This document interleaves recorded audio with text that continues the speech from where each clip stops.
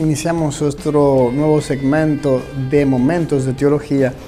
En el día de hoy, ya saben que hemos empezado a hablar de la vida de Jesús, en este momento pues ya la vida pública. Empezamos a comentar lo que fue su bautismo, luego su momento en los 40 días en el desierto donde fue tentado, y luego ya inicia su vida pública en cuanto a hacer a lo que él había sido enviado, es decir, a proclamar el reino de Dios. Y iniciamos con esto, el tema del reino de Dios. Creo que duraré quizás 2 segmentos hablando de esto. Vamos a ver si lo logro resumir lo más posible. Inicia la lectura diciendo: después de que Juan fue preso, en los evangelios, marchó Jesús a Galilea y proclamaba la buena nueva de Dios. El tiempo se ha cumplido y el reino de Dios está cerca. Convertíos y creed en el evangelio. El evangelio significa buena nueva, la buena nueva, la buena noticia, esa buena noticia. Y Cristo estaba llamado a hacer la voluntad del Padre. Él sabía que tenía que venir a ocuparse de las cosas de su Padre, a llevar ese proyecto, ese plan teleológico que había desde un inicio, desde que entró el pecado en el mundo. Dios ya proyectó la manera de volver a restaurar todas las cosas en su Hijo Jesús. Y por eso inaugura con Jesús el reino de Dios aquí en la tierra primero.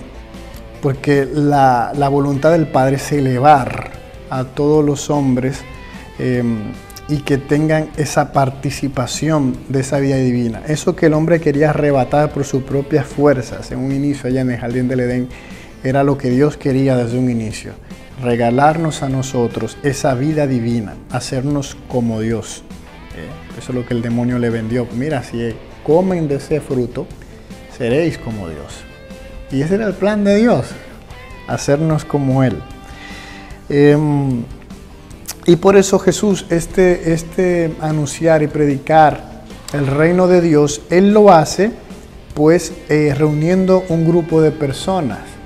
O sea, Jesús podía haberlo hecho de una manera individual y solitaria, pero no, Él decide unir a otros hombres a esto que Él quería hacer, anunciar el reino de Dios. Entonces, esto que se reúnen en torno a su Hijo es lo que empieza a ser la iglesia de Cristo.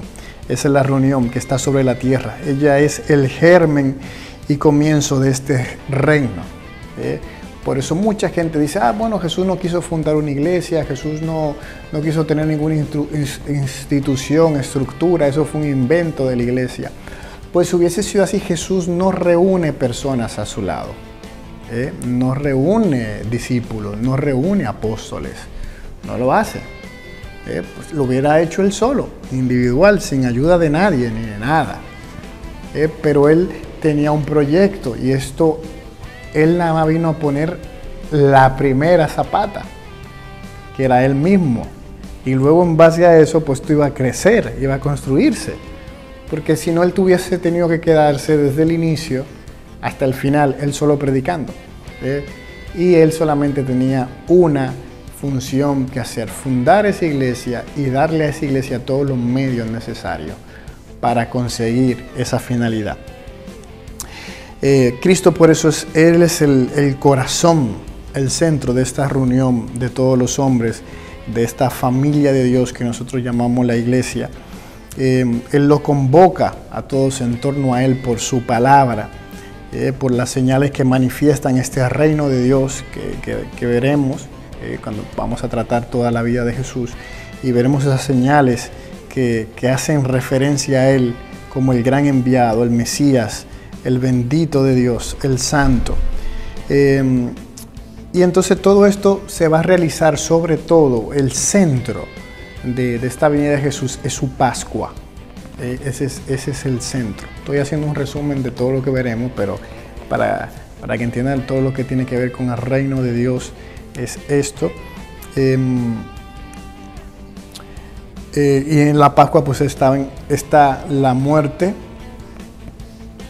sepultura y resurrección de Jesús, porque cuando Él sea elevado, atraerá a todos hacia sí. Por eso en esta unión con Cristo estamos llamados todos los hombres a unirnos a Jesús, porque unidos a Él es que entonces el Padre, al vernos, ve a su Hijo muy amado. Entonces, ¿qué es el anuncio del reino de Dios?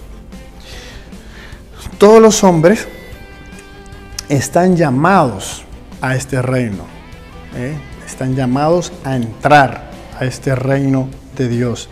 Anunciado en primer lugar a los hijos de Israel, ya que ellos habían sido los herederos de la promesa, pues entonces ellos eran los primeros, eran los primogénitos de esto. Por eso Jesús nace en Israel, nace en ese pueblo judío, porque ellos tenían que ser los primeros en ser anunciados. Pero este reino mesiánico está destinado a acoger a todas las naciones de todas las generaciones futuras. Y para entrar en él es necesario acoger la palabra de Jesús. ¿De acuerdo?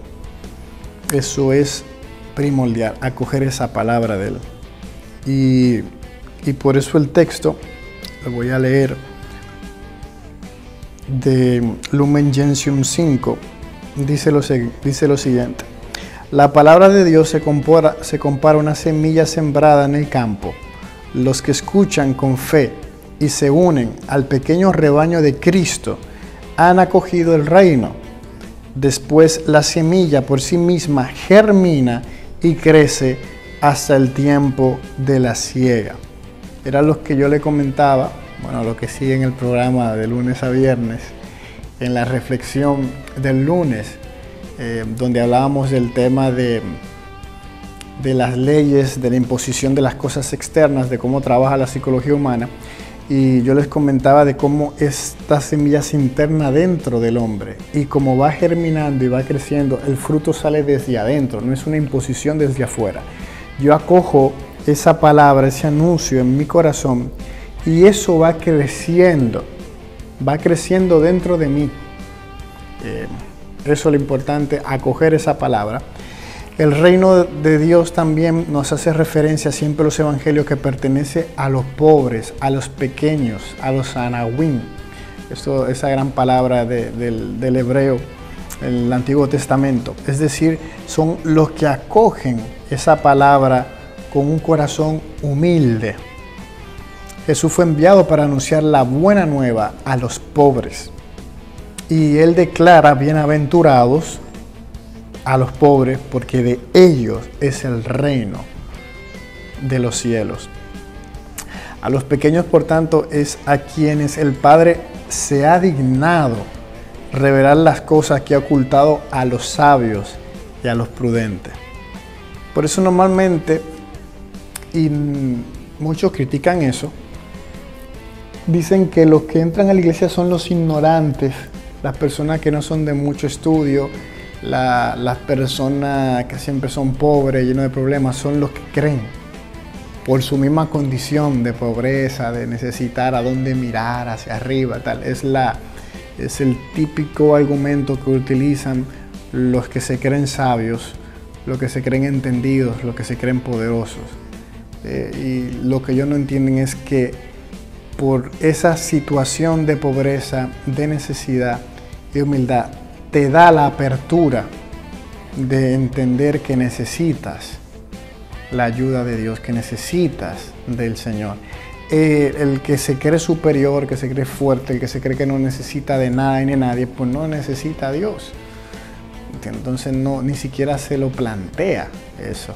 Y cuando la semilla quiere ser implantada en él, Él pone una barrera que no permite que esa semilla penetre en su corazón y le permita conocer esto que Él desconoce, el gozo de saberse amado por todo un Dios que ha venido a la tierra para salvarlo y hacerlo igual a Él.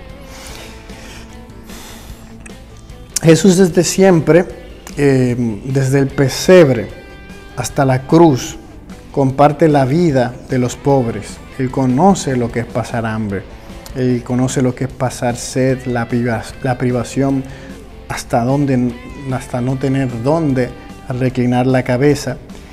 Y más aún, Él se identifica con los pobres de todos los niveles.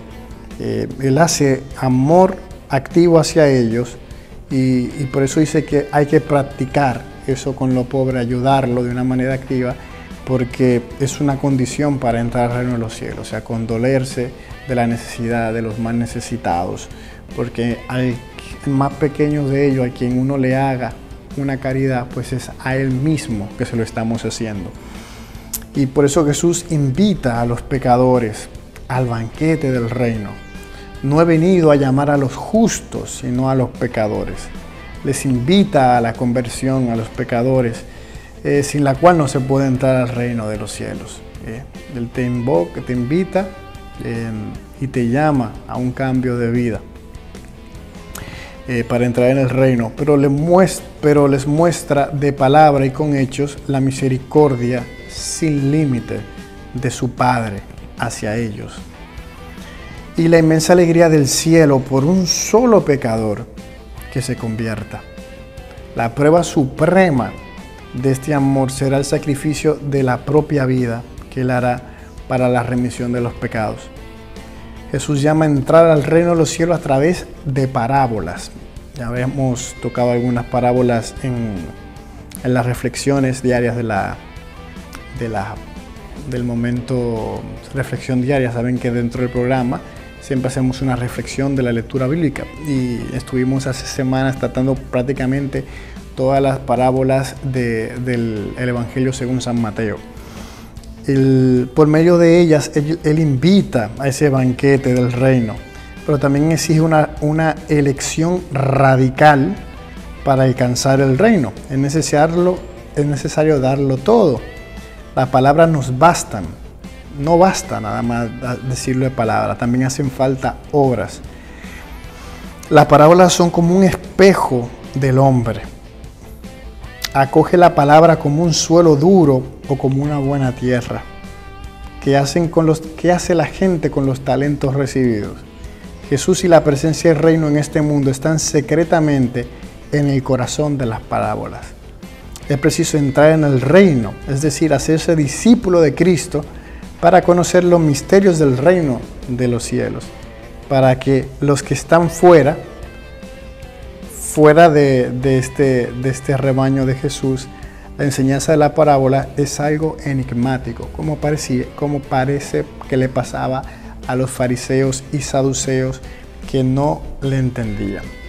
Pues hasta aquí voy a dejar momentos de teología. En la próxima entrega hablaré de cuáles son los signos de este reino de Dios y sobre las llaves del reino.